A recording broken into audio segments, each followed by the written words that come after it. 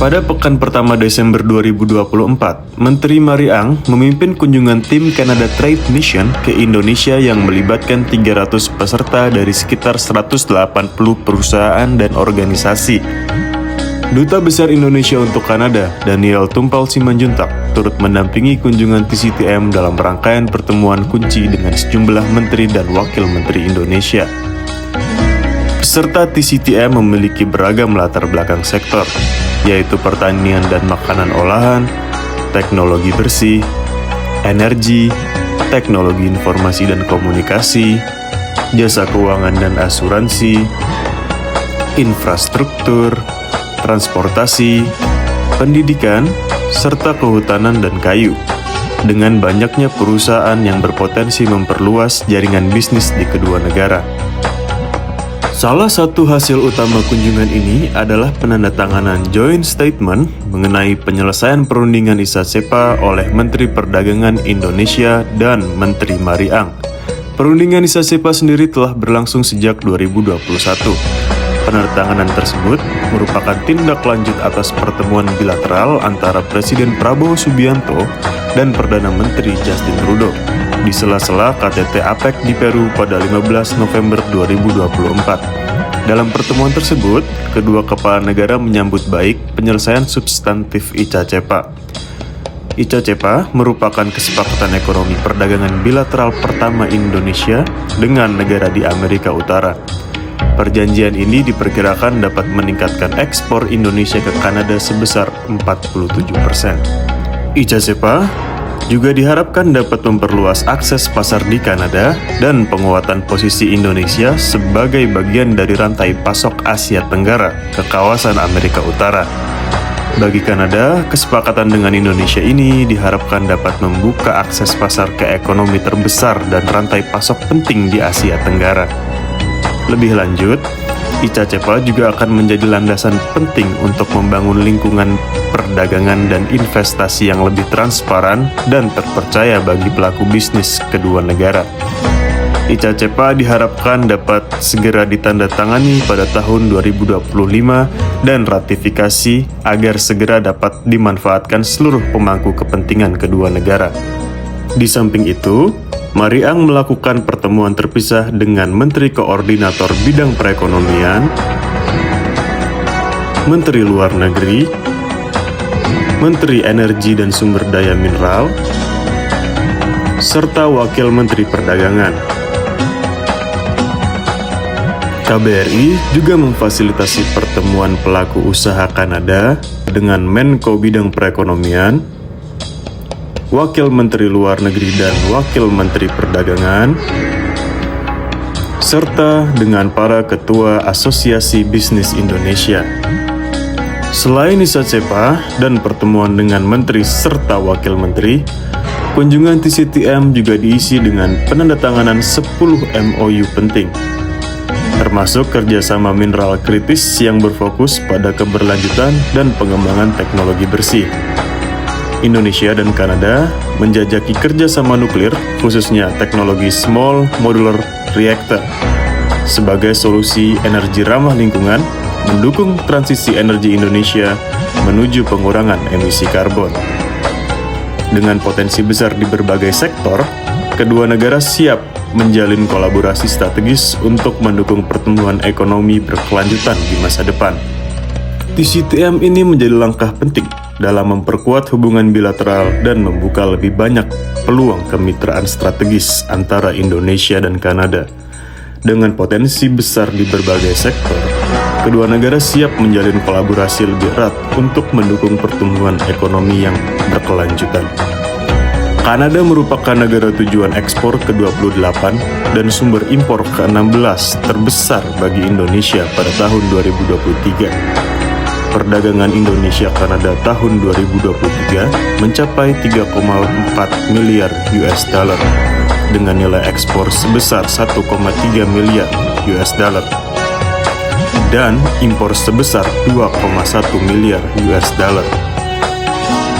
Kanada menempati urutan ke-12 sumber penanaman modal asing atau PMA dengan nilai realisasi investasi sebesar 357,7 juta US dollar pada tahun 2023 dengan 3 sektor investasi utama adalah pertambangan, industri logam dasar, dan jasa lainnya. Angka tersebut diharapkan dapat meningkat dengan berbagai kegiatan PCPM dan kerjasama yang telah ada.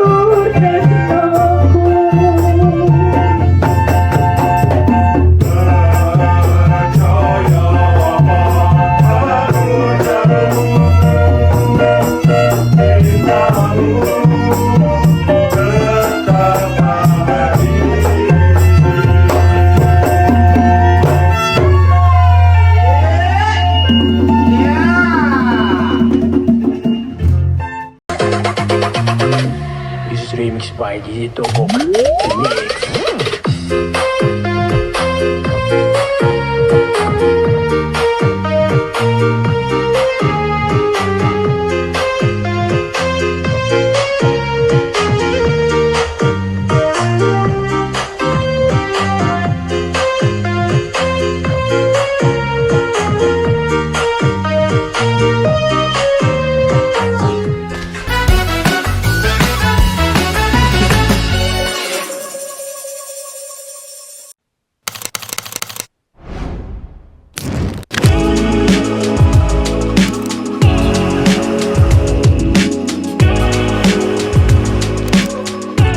Kalau menyebut Mandalika, yang terbayang pasti sirkuit Mandalika.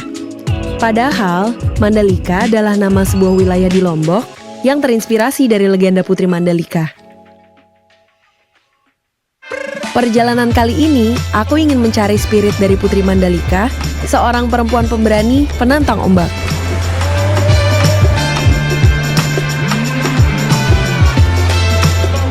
Kalau dalam legenda, Putri Mandalika akhirnya menyatu dengan lautan. Dia nggak takut dengan ganasnya ombak. Hari ini, aku bertemu sosok perempuan yang juga pemberani. Beliau mendedikasikan hidupnya buat para surfer perempuan. Namanya Kashila, seorang perempuan pemberani penantang ombak.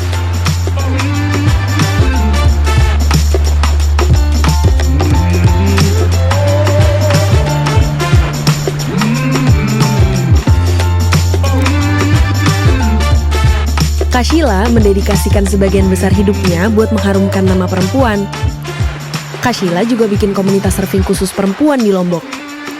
Nggak cuma sekedar surfing, mereka selalu bawa budaya Indonesia di hati, termasuk berkebaya sambil surfing. Ini kakak outfitnya unik sekali, surfing dengan kebaya, emang sering begini kalau? Ya, kita sering ngadain acara, kita tanggal 21 April tiap tahun. Itu semua perempuan Indonesia yang surfing di Lombok harus mengenakan kebaya. Harus.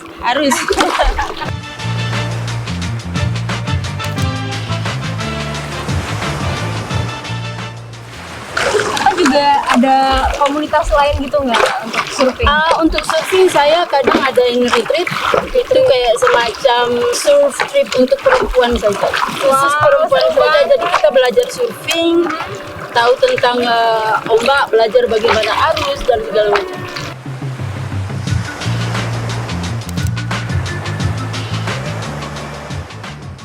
Selain retreat, kakak ada kegiatan apa lagi kak?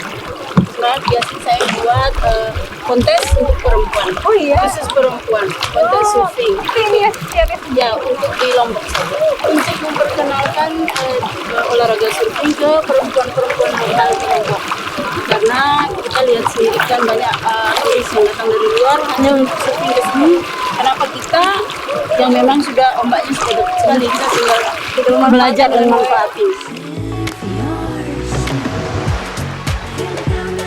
Mungkin buat sebagian orang, legenda itu cuma dongeng semata. Tapi spirit Putri Mandalika adalah tentang dedikasi.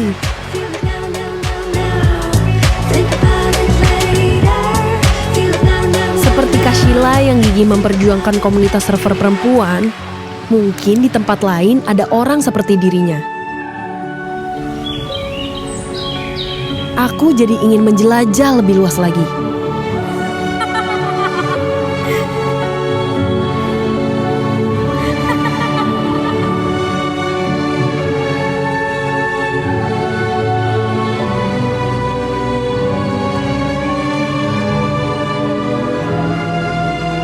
Jadi, Mandalika berasal dari nama seorang putri cantik yang pemberani dan berdedikasi tinggi.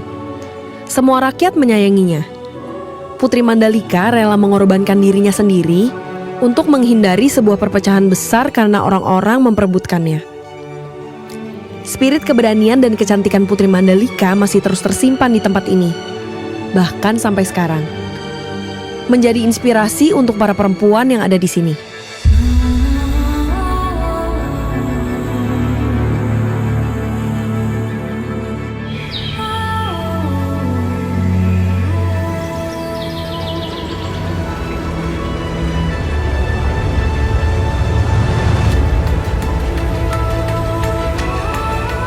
Ada tempat yang gak kalah cantik dari Putri Mandalika.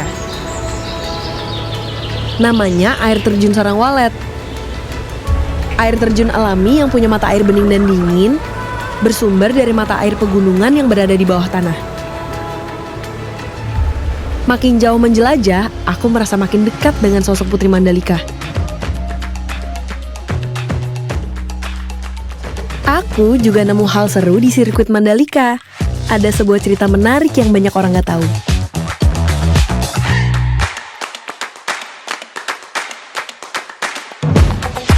Putri Mandalika itu kan dikisahkan dia kan banyak sekali yang memperebutkan saking keindahannya, saking kecantikannya. Jadi semua pangeran-pangeran itu tertarik ingin melamarnya, ingin minangnya. Jadi mereka itu sampai mengadakan pertunjukan segala macam untuk mendapatkan hati si Mandalika ini. Nah, lalu kalau kita tarik sekarang ini malah kok sama. Jadi semua orang, para pembalap itu beratraksi di Mandalika ini. Nah, lalu kalau kita lihat sekarang kan pembangunan di mana-mana. Itu seolah-olah ingin menunjukkan bahwa sayalah yang terbaik untukmu Mandalika gitu loh. Sekarang sirkuit Mandalika jadi destinasi wisata baru. Kita bisa track walk di sini.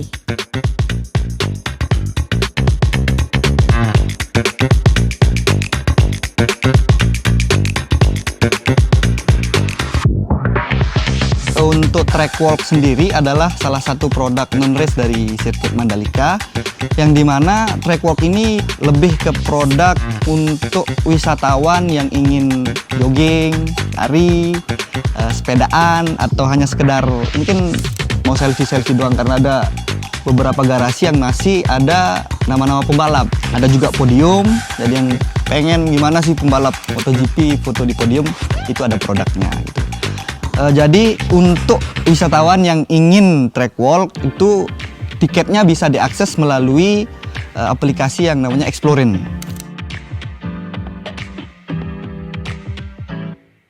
Semua konten tentang Mandalika seolah laku aja, viral aja gitu. Malah banyak youtuber kita, teman-teman kita itu sampai ratusan juta omsetnya.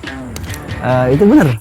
Itu kalau dilihat mungkin keywordnya search aja random, misalnya Mandalika gitu, youtuber itu banyak yang panen. Bahkan pekerja-pekerja di sini yang nyambi juga, sekedar aktivitasnya mereka masang baut motornya si A misalnya, atau ini bekas bannya si B, dagang minyak ngisiin bensin pembalap ini, itu viral dan semuanya jadi konten yang laris manis. Apalagi pas musim-musim balap itu kayak apa sih yang dilakukan Quartararo misalnya, atau Alex Marquez dan lain sebagainya, itu laku keras jadi konten. Perjalanan mencari spirit Putri Mandalika berlanjut ke sebuah desa yang didominasi oleh pekerja perempuan, yaitu Desa Penakak Mas Bagik Timur, pusat pembuatan gerabah.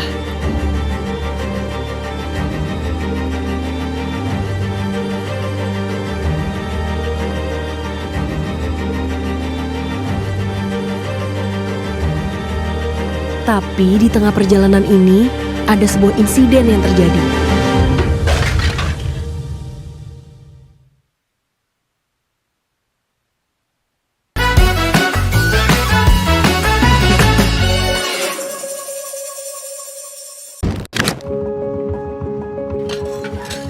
Aduh ibu, maaf banget saya nggak sengaja ini. Iya, biar saya aja yang beresin, nggak apa-apa.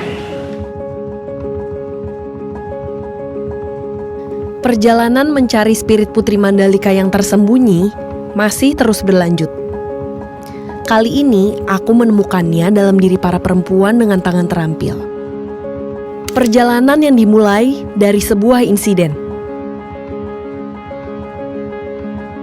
Aduh Pak, jadi gak enak nih, saya ganti ya. Nggak usah. Atau enggak saya ganti barangnya aja deh, saya coba bikin gerabahnya. Enggak, ini susah loh. Gak apa-apa, saya juga penasaran pengen belajar bikin. Oh ya, kalau memang pengen belajar ya sudah, saya anterin ke tempat pembuatannya, dekat kok. Gara-gara mecahin gerabah, aku jadi kenalan sama Pak Yusri, seorang pengrajin gerabah yang meneruskan usaha orang tuanya. Ia ngembangin usaha ini dibantu oleh istrinya, Bu Putri, yang bertugas memasarkan produk. Beberapa sekolah, khususnya kita di Lombok Timur ini sering ya, dari TK, SD, SMP sampai SMA minta diajarin pembuatan gerabah seperti apa. Jadi anak-anak didik ditugaskan untuk mencari gerabah. Ada yang tugas dicat, dihias gerabahnya yang natural, khususnya yang natural, dicat atau ditempel pakai cangkang telur dan lain sebagainya. Untuk pembuatnya itu justru yang untuk ngerjain barang-barang kita di sini, itu rata-rata justru yang ceweknya. Kalau sekarang tinggal beberapa aja, jadi lebih ke melestarikan gitu, biar ini nggak mati. Karena apalagi tempat kita ini terkenal sentral gerabah. Sekitar 70-an orang yang kami bantu di masyarakat sekitar ini, belum lagi yang memang finishing di tempat kami di gudang belakang. Jadi mereka membuat, kemudian kita yang pasarkan. Inspirasi kita banyak tergali dari medsos, terutama Pinterest.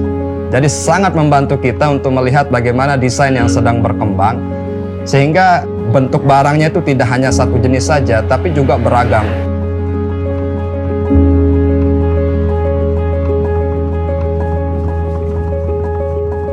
Tanah liat ternyata bisa punya nilai lebih ketika disulap jadi produk-produk cantik.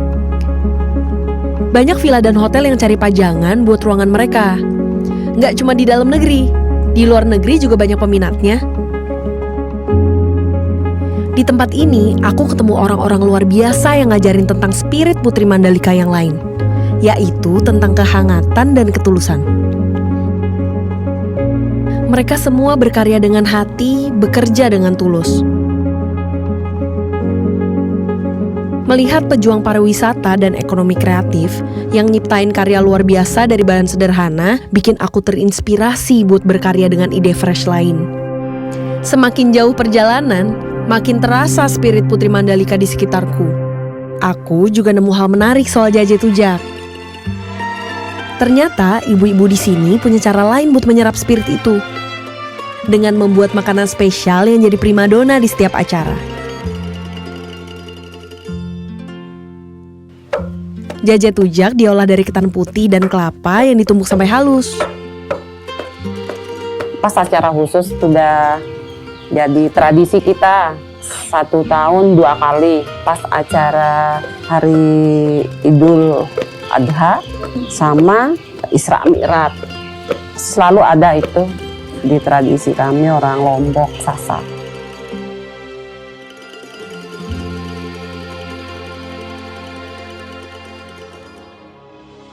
Tujuan terakhir hari ini adalah ke Sembalun. Di tengah jalan, aku melihat ada proses pembuatan brugak, pendopo etnik khas Lombok yang terbuat dari bambu.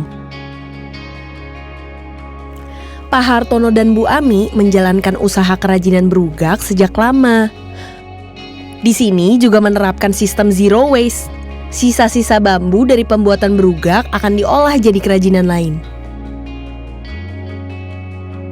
Jadi saya selama ini juga bukan untuk saya sendiri, saya juga melatih orang-orang di sini jadi untuk mengurangi angka pengangguran.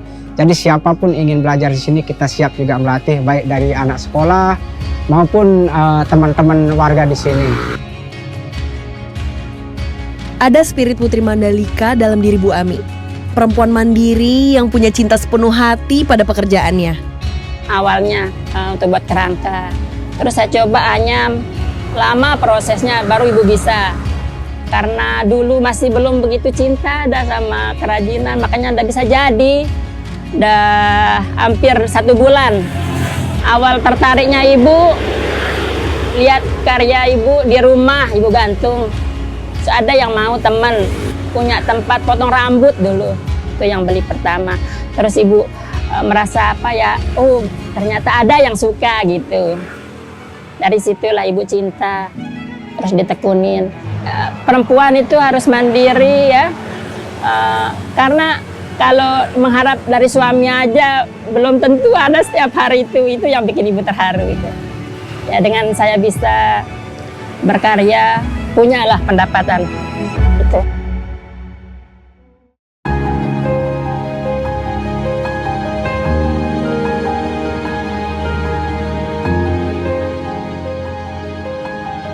Perjalananku berakhir di sini.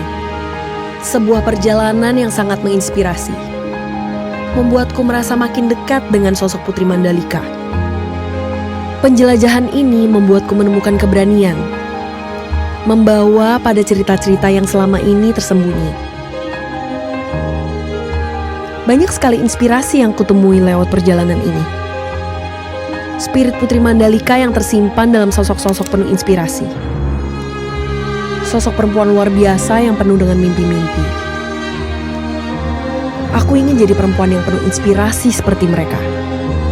Yang berkarya dengan sepenuh hati karena rasa cinta pada negeri ini. Ternyata kita nggak perlu pergi jauh ke negeri orang untuk berkarya. Karena kita pun bisa berkarya dengan maksimal. Hanya dengan di Indonesia aja.